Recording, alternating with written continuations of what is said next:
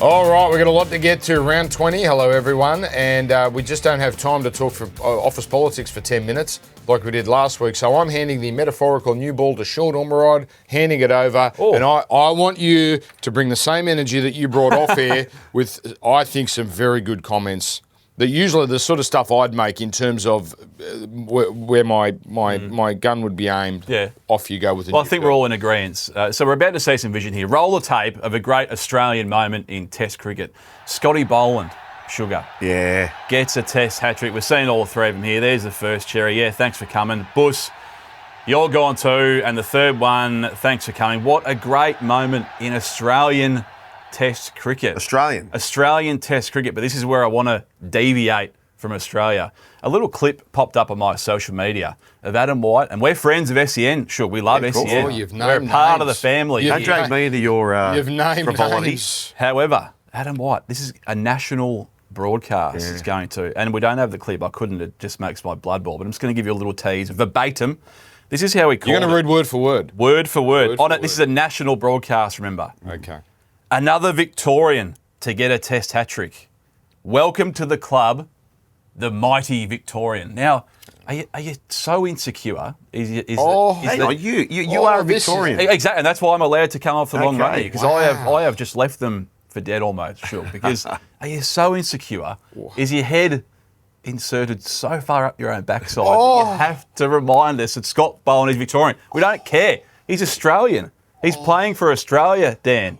The mighty Victorian. How did Mitchell Stark go in that test? Did he go okay? Took the first 5. Anyone know where he's from? This was going to be my response to this because I knew he was going to bring the heat. That's a very spicy opening gambit. Poor Adam White. I didn't think you were going to name names. Name names.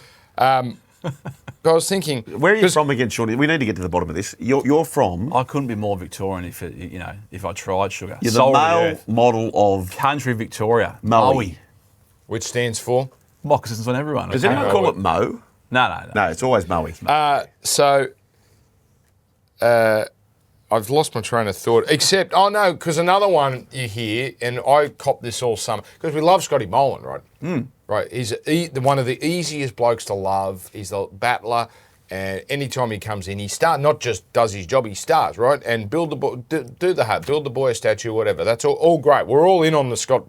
We want a piece of it too. We understand where he's from. But he's the boy from Morty Alec, and I don't know. I've never heard of Morty Alec, but I've heard he's from Morty. Great.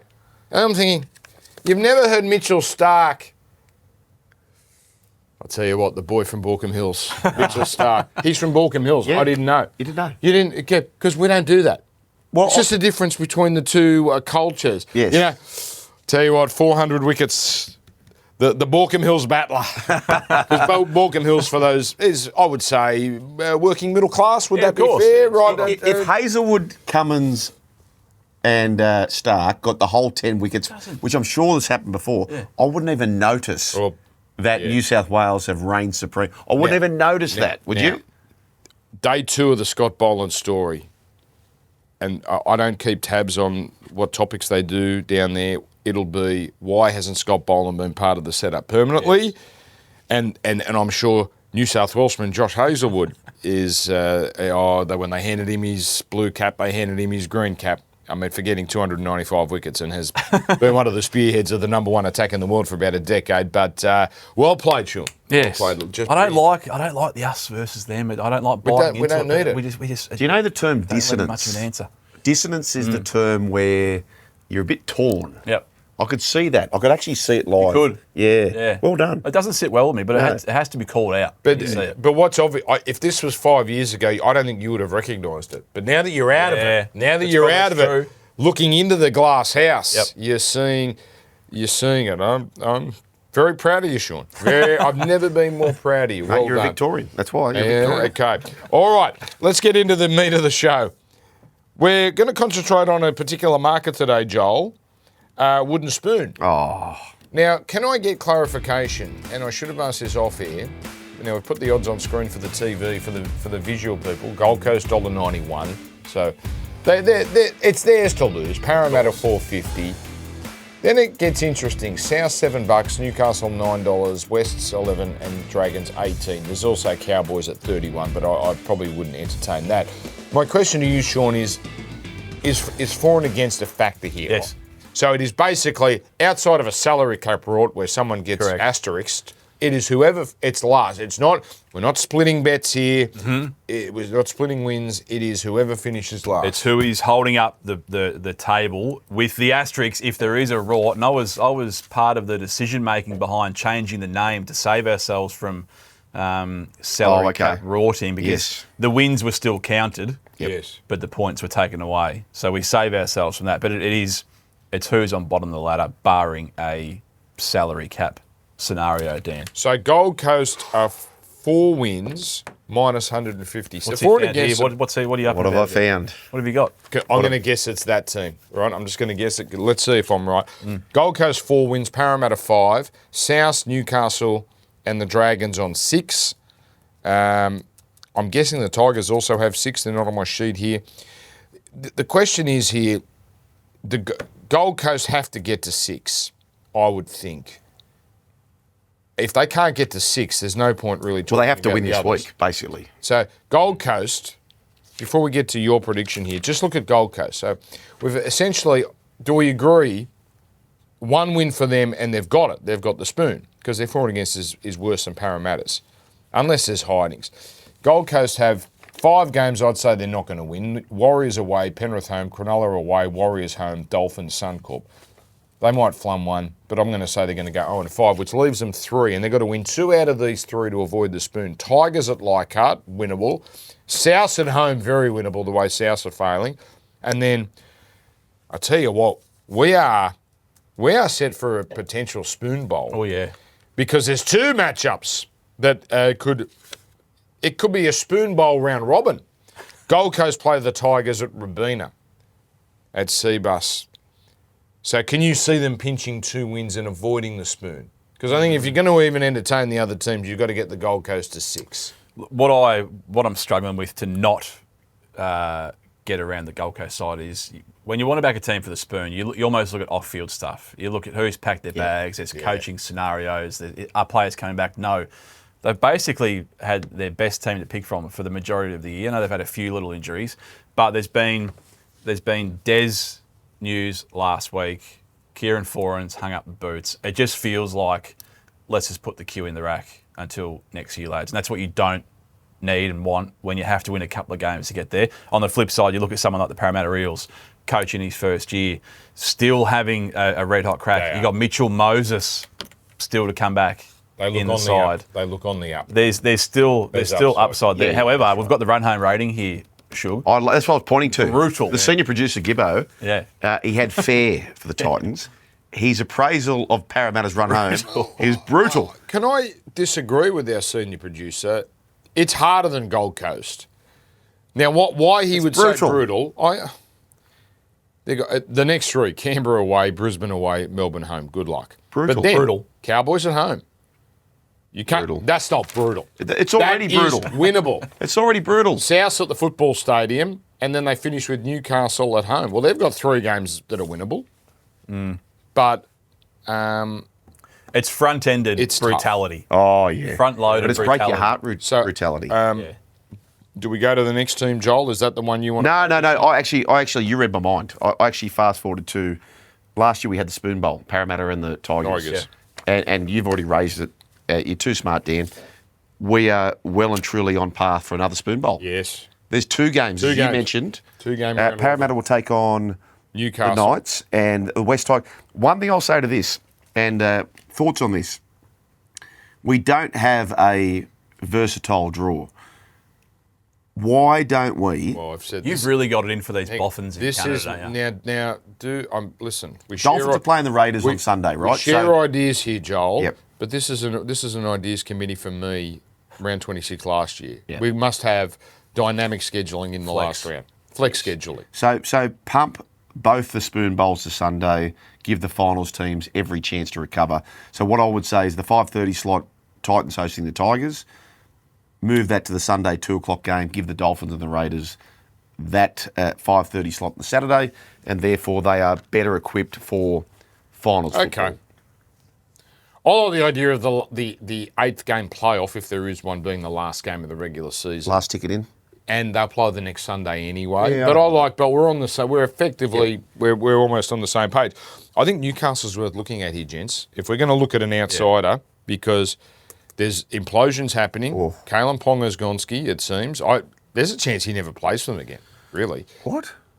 Oh, injured. Yeah, of course. Well, he's injured for this Of year. course. And then Adam O'Brien is looks like he's on his way out.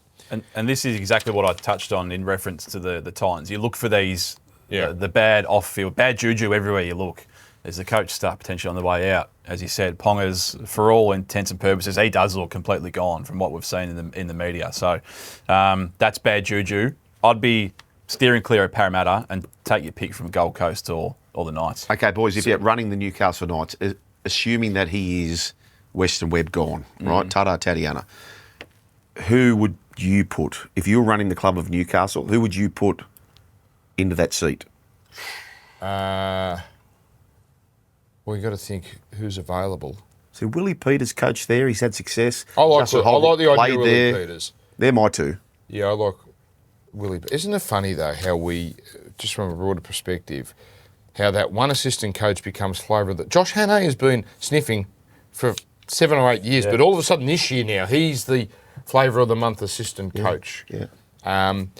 Willie Peters. I know Willie Peters can coach men, can coach first grade footballers. Now, I don't know if Josh Hannay can yet. That's the risk you take with an assistant coach. So I'd go with a proven commodity in Willie Peters. If you're coming to a club as a first-time head coach, do you want to pick up an existing sort of skeleton that you can build? You want to rebuild from the bottom. So you're talking about Blake Green?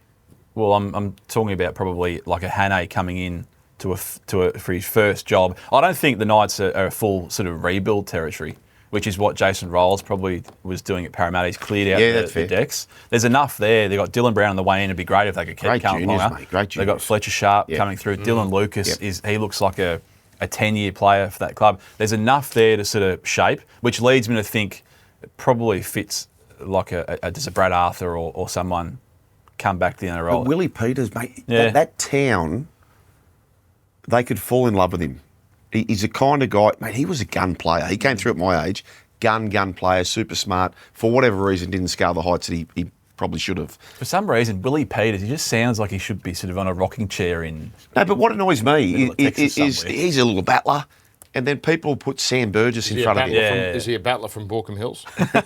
No, he's Victorian. But yeah, give him a go. And that'd be perfect. Newcastle, Willie Peters. Can we put a line through the Walker brothers? Someone's rolled out the Walker brothers again. No, I want to credit them because they haven't coached for 5 years, have they? I like. They're so easy to like, the Walker brothers. Go and have a look at their record. Yeah. They had that unbelievable win with Ipswich, but there's some other years there where it wasn't so. But I love now that they know they had to step it up a little.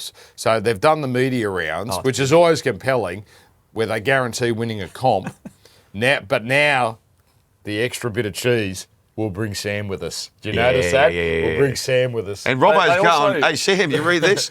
I tell you. They also guarantee quickly they're going to sell out Seabus Super Stadium week to week with the brand of footy that they play. It's going to be exciting. They're going to just deck the place out. I do love that stuff. I've got to be honest, I'm intrigued by that too, and I really want to see, because I'm thinking Gold Coast have thrown everything. They've tried the hardcore coach, the disciplinarian. They've tried the airy-fairy, laissez-faire coach. You know what? Let's see what they've got. Can I just say what they are perfect for, absolutely perfect for? Coaching this week. Like coming in now. So the season's done. Yeah. Coming in now, I'd say to them, boys, you're talking it up. Okay, you've got 9 weeks. Show us what you've got. Here are the keys, yeah. Here's the keys. Show us what you got. Do it for nothing. We're already paying Des a fortune. If you want to back yourself, and if you can win 6 of the 9 games, you boys are in the box seat. Like, wouldn't you love to see that? I'd love to back the overs in all those games. Can you imagine the style of footy they'd be playing? It'd be something to watch. Can I just get to Newcastle quickly, because I don't believe they could go winless until round 27. So they're $9 to win the spoon here.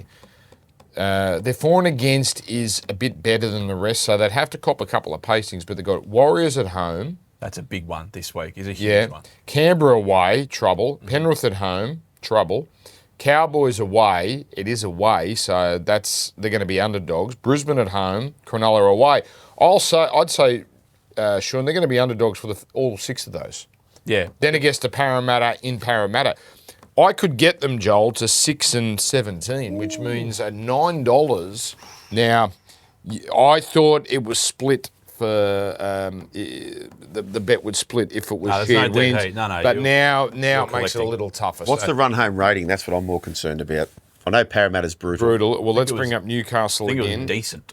Was it decent? I think it was Tommy decent. Decent. Hang on now. All right. No, this weekend is the key for the Knights because if I give them a big chance to upset the Warriors. They're going to be home underdogs. But if they lose that, it can be a pretty slippery slope. When you're looking a couple of weeks down the road and you see Penrith there when Cleary's going to be back, Yo's going to be back. Like it's pretty, it can get nasty quickly for them. Hey, I've got an exotic bet. British Open this week, or the Open Championship. That, I tell you.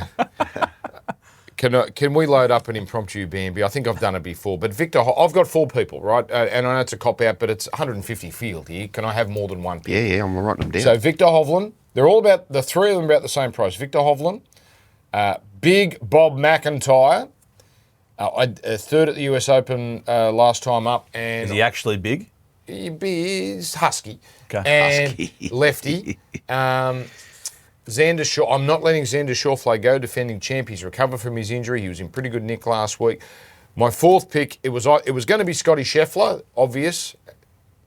I'm going to change that to Rory. I like what I'm seeing from Rory this week. He's back in a good mood. He's not being an arsehole. And yes, I swore on the podcast, but that's worthy because Rory has been really nasty for the last few weeks.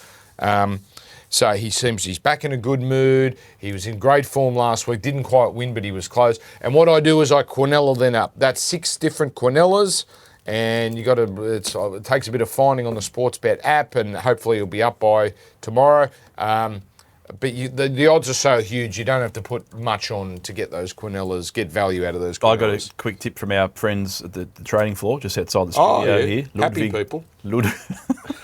Ludwig Arberg, which I think you've backed before. I backed him before. In a major. He's only just starting to find form again. Yeah. But you can't. Wouldn't shock me. Tommy Fleetwood as well. Fairway Jesus. Hey, boys. But you can't back them all. Jesus. You can't back them all. Jets, the best tip I can give you, particularly early on in the NRLW season, do yourself a favour on the Sportsbet app or through NRL.com, the previews for the NRLW. Kylie Hilda, Airborne. former New South Wales coach, she ball. knows this back to front, and there is low-hanging fruit. Seeing them like a beach ball. She's at the gun. Yeah. Yes, indeed. Very nice. And don't forget, we are on at 8:55 this week. So we're on Sunday night, 8:55. Oh, because I think there's... Now, okay, our time's moved because there's women's games or a women's Sunday night game. This might be the normal time now for the rest of the season because now we're back into a normal schedule. My Bambi here is... Look, we don't even need the intro, but my Bambi here is very simple. The pretentiousness of Wimbledon, particularly.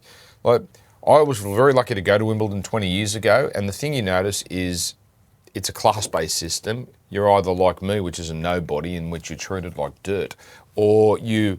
Sir Paul McCartney, and everyone has to get out of the way. It's like he's actually going up on the stage, and people get knocked out of the way. And I thought, well, isn't this interesting? I sat next to Chandler from Friends, the late. Oh, the late. But again, same thing. You know, America's supposed to be the home of the celebrity, but Wimbledon, it's gone to a new level now. All Wimbledon cares about is what celebrities are at watching these matches. It's like they need to be validated by particularly American celebrity. Tell you who said rat's ass to that? Hugh Grant, who just had a kip in the grandstands. He doesn't give one iota. I can't decide whether I love that guy. I love him. Or, no, he's just really a... No, I think what I said before. There's a lot of Ghanaian type cynicism in Hugh I like Grant cynicism. I can see that there's I like a lot skepticism. I like skepticism. Is there a celebrity, boys, who But also the British. So let me just get this. Sorry. It's the Open Championship. No, it was the British Open for 100 years, and then they changed it as branding. But now if you don't say Open Championship, you are somehow, I wouldn't say racist, but you're xenophobic against the mother country. It's the British Open. Thank you. No, I was going to say, on the back of that, you had me thinking, what celebrity would you like to be? All things encompassed. Well, you don't want to be peppered. You don't want to be too big a star. But who's the person, the celebrity, who's got it all worked out? Yeah. Well, you brought up Jason Statham outside, so I get the feeling that you've done a bit of research on his handiwork recently. Yeah, I think is that your top pick? He could be right there at the moment. Yeah. Yeah, right. Is this partner related? All of the above. You can take it wherever you want to take it. That's a very good question. But you know what I mean? Like, you're not getting peppered. Like, if you're Michael Jackson or... You couldn't be Taylor Swift. You couldn't be Taylor Swift. T. Brady? Too big. Too big? Yeah, too big. Yeah, okay. What about old mate, the brother? Not the Kelsey, the other one. Jason He's still Kelsey. a Kelsey. But, Jason Kelsey. Yeah. Too big? Yeah, it is now. So it's a very good question. Now, you need a level below where you're making the money. You get enough juju from the people to make you feel good about yourself, but your life's not being affected. Correct. So who's that person? Who is that person? Let us know, viewers. How would they let us know, Sean? On the YouTube? Slide into the comments. On That's YouTube? On YouTube. Yeah, sure. okay. Right. Yep. Anyway, now let's dig into the preview of games, and we start with Dolphins versus Cowboys, Thursday night football. And the hammer is back, and they need him. It's Katoa and O'Sullivan. I thought that it was obvious the Nicarima absence, how badly it affected them, because Isaiah Katoa is not a miracle worker. They've also lost Mark Nichols, Kulukefu, Finaferiaki. Cowboys are a hard team to get a hold on. They tried their guts out, but Purdue and Dearden, when they're together, they don't score points. 1-4, 13 points a game. They've lost 5 of their last 6, the Cowboys as a team, and they've been kept to single digits in 3 of their last 6, but they've won both times they've played the Dolphins at Suncorp. Yes, but they got smashed by the Dolphins this year at QCB. So they're too buttoned up. I know on paper we will all fall into the trap and go, okay, this Cowboy side, surely they're due. They're on the road. Yeah. And the other thing is this, boys. So this month, this will be their 4th game this month, basically. This is the Dolphins' 2nd game. They rested the hammer. Yep. The Cowboys wheeled out all their stars because they had to. Yep. To have a tilt at the Bulldogs. They're back on the road. I'm so keen on the Dolphins. Yeah, so am I. The one issue I've got with it, and the Sharkies' game plan was to steamroll them down the middle. They moved Atkinson to 18th man, had 4 true forwards on the bench because, and this is what worries me, the Dolphins have been light on up front the whole year. They've been punching above their weight, but now you throw in a Mark Nichols out, Felice Kafusi is still out. Like, that really showed for Katoa last week because he didn't have that role. However, the Cowboys are without a host of forwards too, so I don't think that really plays into their hands perfectly.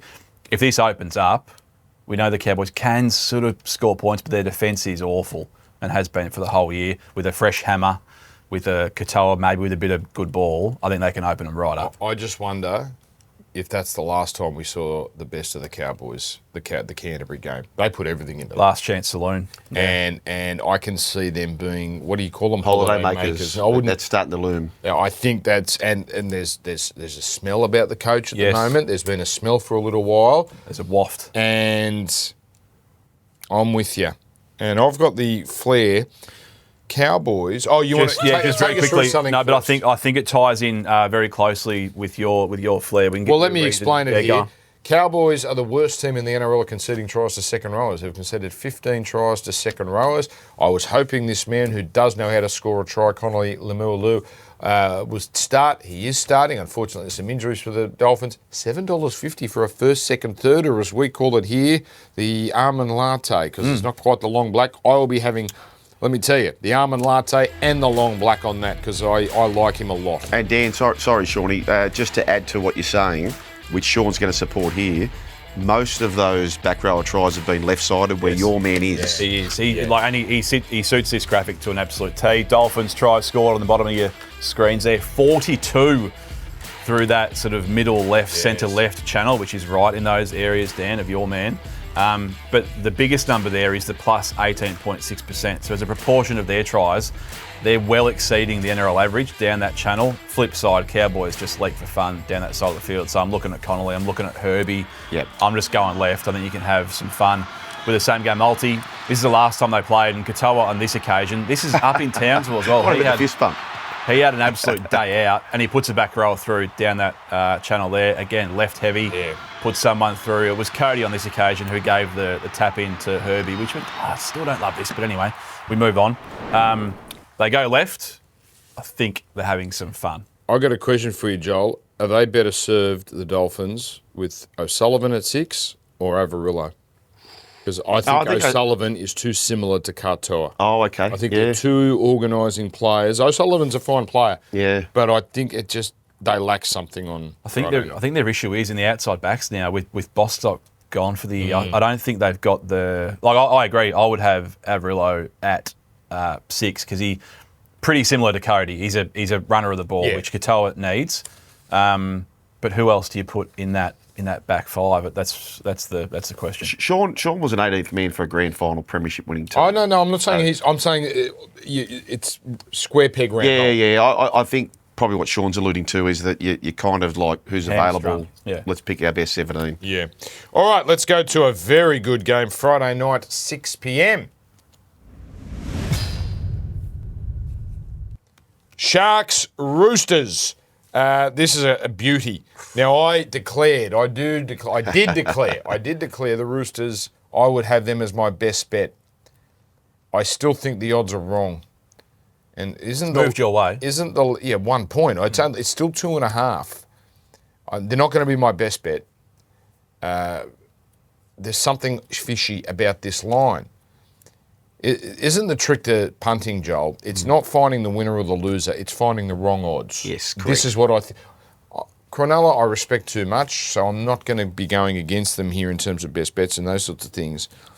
But I think the Roosters 17, even with the baffling change of Hugo Savala out, he's been so good. Oh, he's injured. Thank you, Joel, because I'm thinking, is he being rested? No, he's injured. This is not the game to rest him. No. Thank you for It's strange to an extent of who they brought in, though. So they've gone with Chad elect over Sandon Smith at 6. I found that strange. Yeah, that's a kicking game.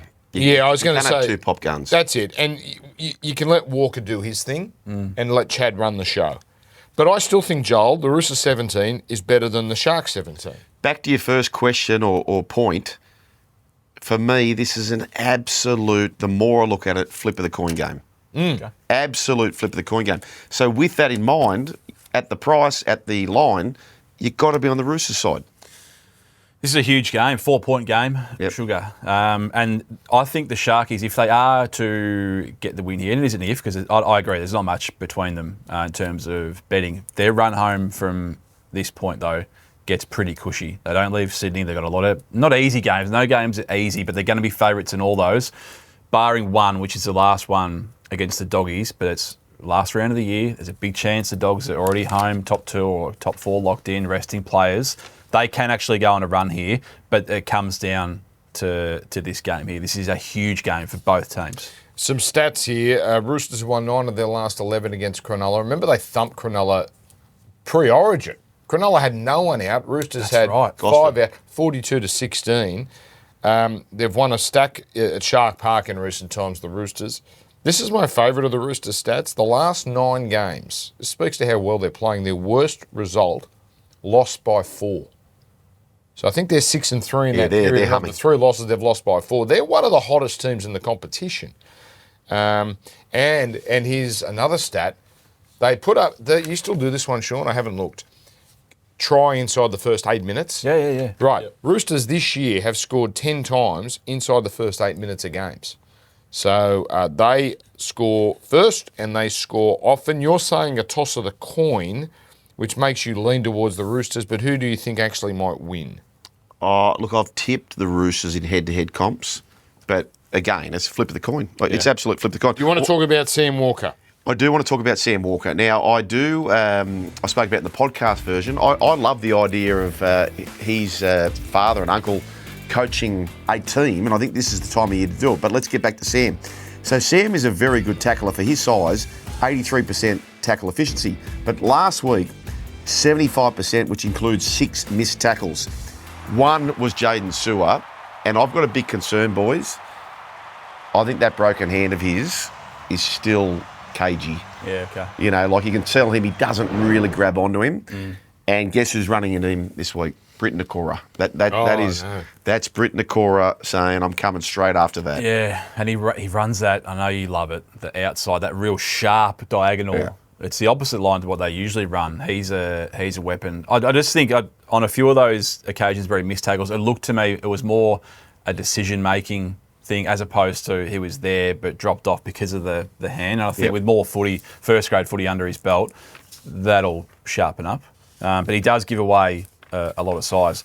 I want to go to my flair bet. I can't really find an angle in the game. I'm a little bit like you. There's not much in it. But Ronaldo, he's been pretty vocal in the media this week. He's got a nice little running battle with Marky Mark, the Wangan into Waze. But the Chooks right edge, him and Bobby Toyer, there's some break causes, try causes happening around them. And in front of a big crowd, I think Ronaldo can score a couple of meaties in this one. In front of a crowd. You were talking earlier, Dan, like Ronaldo's on quite the run. 5 in a row. 5 in a row. 5 games in a row against the Roosters. He has crossed the white line. Okay. Now, Penrith and South, this is fascinating because Ivan Cleary must be so comfortable with where Penrith are at. He has gone with I'm sure what was the pre-season plan, which is we're going to rest Cleary, Yeo, Martin. Tungwall's out as well. That's not wasn't planned. But they're going to get their rest. Dylan Edwards didn't play last week after Origin. He's back. And Brad Snyder will be the number 7. So he must be so content that he's comfortable, not only that they should account for a struggling South Sydney, but even if they were to lose this, they're going pretty well anyway. They don't have to win this game. Combank Stadium. This... South Whiten is at 6. No Walker, out for the year. Campbell Graham out. Poor Campbell Graham. God, he can't take a trick. Tallis Duncan in the centres. They are a contender, South, and sorry, South, to say this, but probably since Easter, they're pretty close to the worst team in the comp. Gold Coast probably have got them by a nose. Yeah, they've been really disappointing. The one that jumps out to me was when they went up to Brisbane and played the Dolphins. The Dolphins had every excuse to sort of not really turn up that game, lacking forward pack, a few players missing, and Bunnies did not fire a shot, and they got absolutely lapped. And since then, they've been even worse. Well, it's saying they've been unlucky. They've been probably the unluckiest with injury, but they didn't have the room, the depth to have those injuries. So, yeah, to be fair, not a lot of things have gone their way. I like what Ivan's done. He's taken the odds to both of these games, and instead of resting them all in one go, he's had a bit of an each-way bet. He knew they were favourites last week against Panthers. We'll play Cleary, but only for a small portion of the game. We'll rest Edwards, get the win there. Now you can rest the 2 big guns, inject Edwards back in the side, and they're still... Based on the percentages, they're still very, very heavily favoured to win this game, and they need to keep winning games. Yep. So it's smart what he's done. Joel, you know what they're doing again that they haven't done for most of it? They're defending. Oh, mate, since round 13, Panthers are conceding about 11 points a game. 11.6. Panthers are conceding like mid-30s. Rabbitohs, mid-30s. So I'm going the flair bet. I actually think this Panthers side are buttoned up, ready to go. They're too buttoned up for South Sydney and what we've seen. So I think they can win by 20 or more. Pick your own line, minus 19.5 is how I'm playing it. And from this point, I'm putting a moratorium on the phrase buttoned up. Buttoned up. Too many. Well, that's Too right. much? Well, we got to that point, buttoned up. You know, it's late at night. People, probably a bit tetchy. I'm excited about this because this is a segment I've been doing for years, but it's been taken over by someone else. Let's go. Now, Dan, it's only it's a bit of a tedious shooting Bambi. I haven't gone full long run here, but an article popped up and it was about which clubs' fan bases have snapped up the most grand final tickets this far out. And I just want to give them a little clip because you are inviting disappointment into your life. Look on the right-hand side there, Raiders, over 20%. Oh, come on, You're already in the queue for grand final tickets. I know things are going okay, but just temper it. The Bulldogs, same story, 19%. Is there anyone there that you're a bit disappointed with, though? If I look at I know they're not sort of massively supported, I guess you'd say, but the Sharkies, have they put the queue in the rack? 1% of tickets, that says to me, season's over. Smart fans. Well, my observation out of this is that there has been twice the amount of tickets purchased by West Tigers fans and Sharks. Now, that's saying something. That's saying something. Yeah. I'm just saying, just pump the brakes. Are the Sharkies fans glass half empty or are the Tigers fans glass half full? That's why I like Sharks fans, right? Because they're realists and they've been hurt too many times. Yeah. Right? They've got to this point of the season, they're in the mix, and they're thinking maybe this is the year. Now they've got to the point they're going, you know what? I know it's not. Until you prove otherwise, I know it's not going to be the year. All right, that's a proper fan. So no, I'm comfortable with that. So hang on, what's wrong with the fans getting excited? You're inviting a lot of disappointment into your life by purchasing a grand final ticket now. They're going to get the minor premiership. Okay, remember the NRL used to have. They're going to have 2 home finals. Round 21. Yeah. Round 20. They used to have. I don't know if they still do this. The NRL. An option if your team doesn't make it, you could resell. Basically give the tickets back on eBay. Well, no, you could do it on eBay, but you could actually just click a button and get your full refund. I just don't know anyone that's ever done that. You know, I guess if you're a Cowboys fan and you're not going to fly down, you do it. But I don't know. Dan, question without notice. As most questions are. Yes. So, top 4 people say you need to finish top 4. This year, there is every chance. Yeah, it's a week 4. That you are interstate. Week 4. It's a week top 4. Canterbury. But do you need to be top 2? Hang on. Let's finish this point. I think Canberra's the real deal. Canterbury has feasted on low-hanging fruit, so they may be the real deal. We just haven't seen enough evidence. And the Warriors, come on, they're not serious. With no Metcalf, you know. Are they going to really challenge? It's the weakest 4 we've had in a while. So this is the year. But top 2, like if things stay the same, you go to Melbourne, you go to Canberra. Twice. It's very hard outside the top 2. Good luck. Brisbane can do it. Yep. That's your thing. That's Brisbane, Canberra. Yep, they can. Yep. Oh, if you now, I've also got. Is that on your feed, by the way? You've got Brisbane versus Canberra. Yes. So is it going to happen again like last week, where someone else, Hammy, is going to get on Matty, claim that bet as his own, and then credit you at the end? No, he's been good to us, Hammy. I just picked that up. That he was, they gave him. It was actually the team's fault because they were giving him credit. That's fine. It was. Well, I'm not sure it is. Canberra versus We're all in Parramatta. this together, Dan. No, we are all in this together, but you know, some of us want. You know, who gets the credit is key. Canberra versus Parramatta, daytime footy. Parramatta really tried last week, but they fell away against Penrith. Riley Smith is back. Dylan Brown, 18. So I think there's a chance he's never plays for Parramatta again. Papali'i and Young return.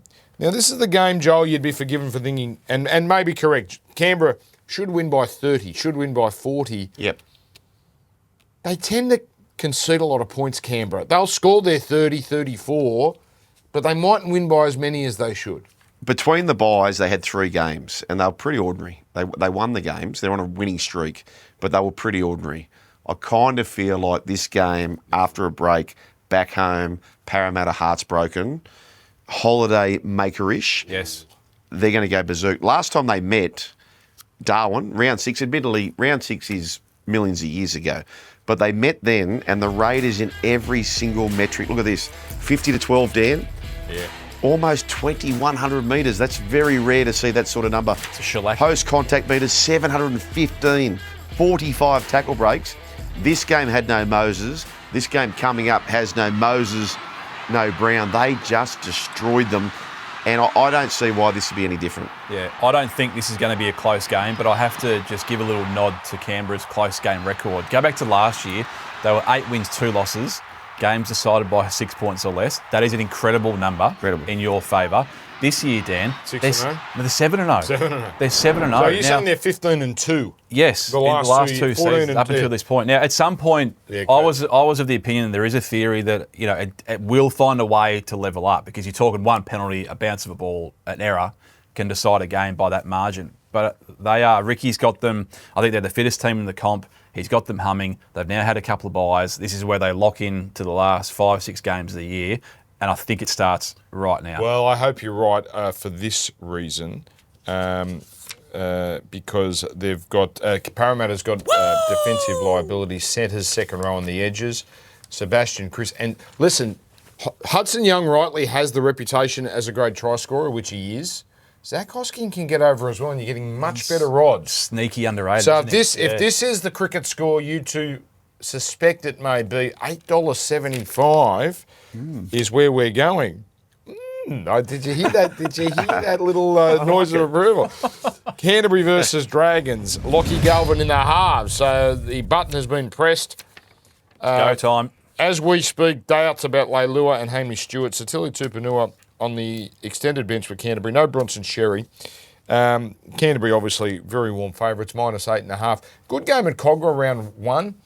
Dogs won the way they always seem to win, in that the other team goes off the ball for 10, 15 minutes, and that's where Canterbury punished them. That's what happened last week in Townsville. So here we go. Here we go. The Lockie Galvin era begins in full earnest. And I think we touched on it on our review show. It was almost the perfect game. It turned out perfectly to Serraldo to have not played Lockie Galvin. And they won the game, gritty. It was on the back of defence, but they didn't score a lot of points. So now we can go, well, we need to inject some spark in our attack.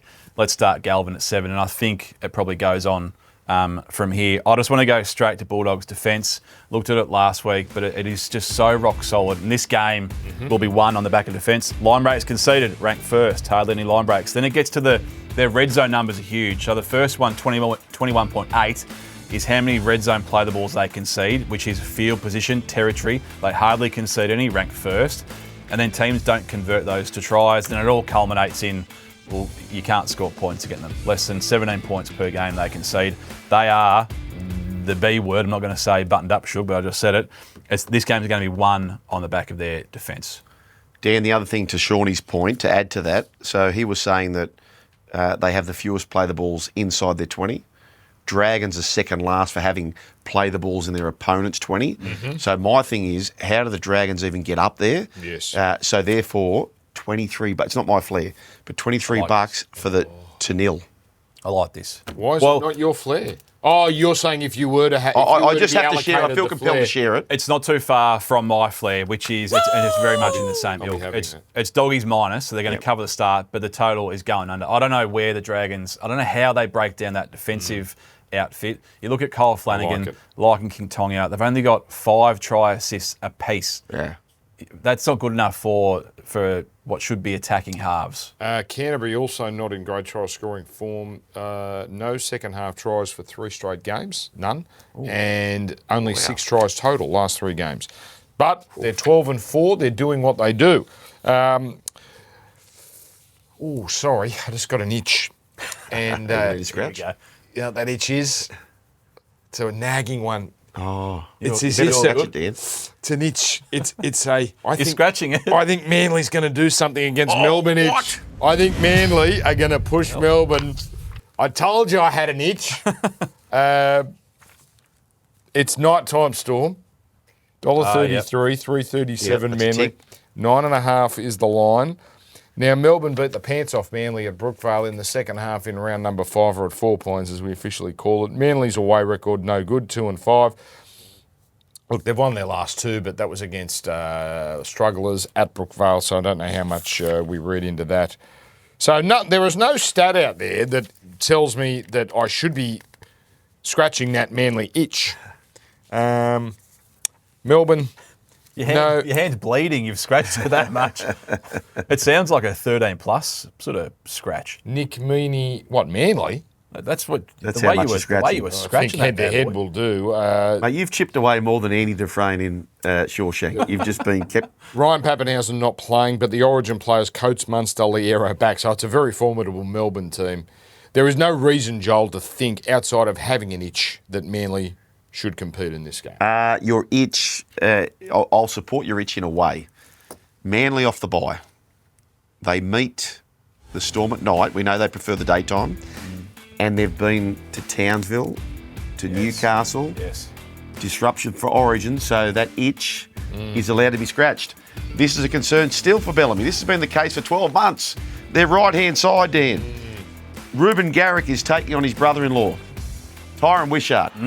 I think he can score a try on this side here.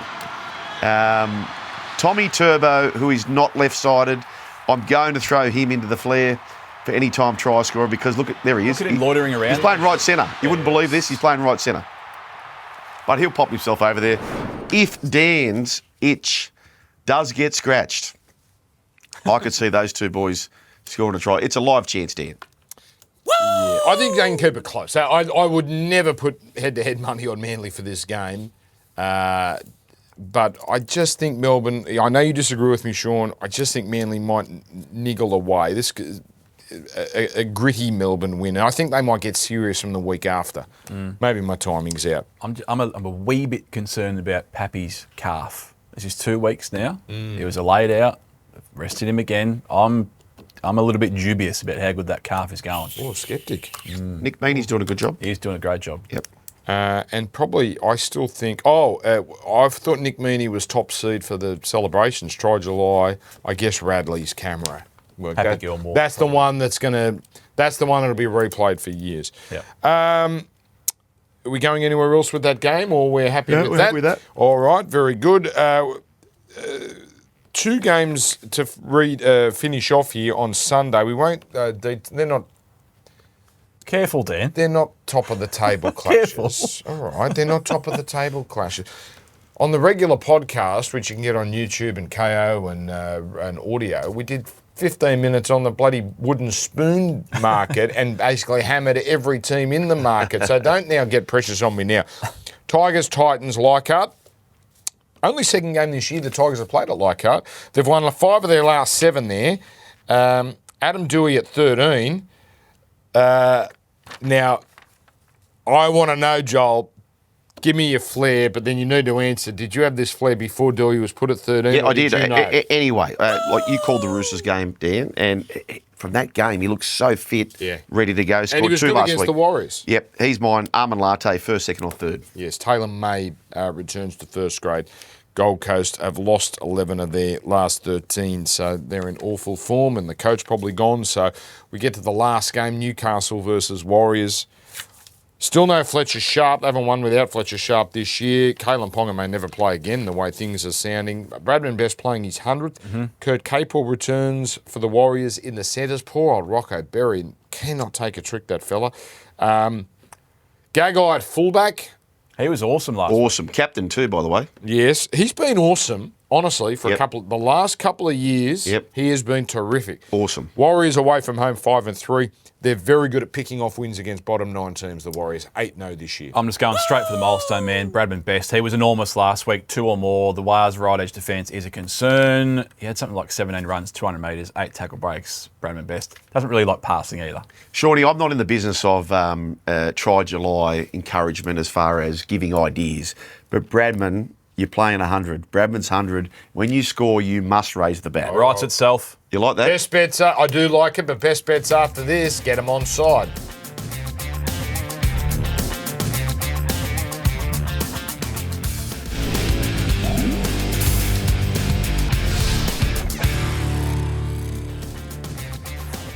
These boys just had a great idea with Bradman Best for the bat celebration for 100.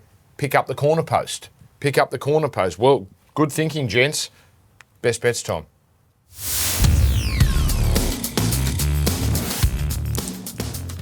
Don't usually do this, Dan. We'll start with me. Anytime try scorer, Ronnie Mulatalo. I'm pinching your stat here. 5 from 5 against the Chooks, but I think Marky Mark going to be a target down that side of the field. Okay. Raiders resuming in the nation's capital, boys. Big day out for them. -13.5. Dan, how do you see it? I like that bet. I'm rolling the dice again on the Warriors in an unders game. You can't keep burning me with a try in the last minute. You've done it to me twice. Knights, Warriors. Knights have very little points in them, but they do defend. So I'll take the unders there. Enjoy your Open Championship golf, or British Open as it should be called, please. We'll see you on Sunday night with a review show, hopefully with more winners to celebrate. Do what you do responsibly and get them on side. Get the podcast on YouTube, KO, and on your audio as well. See you soon.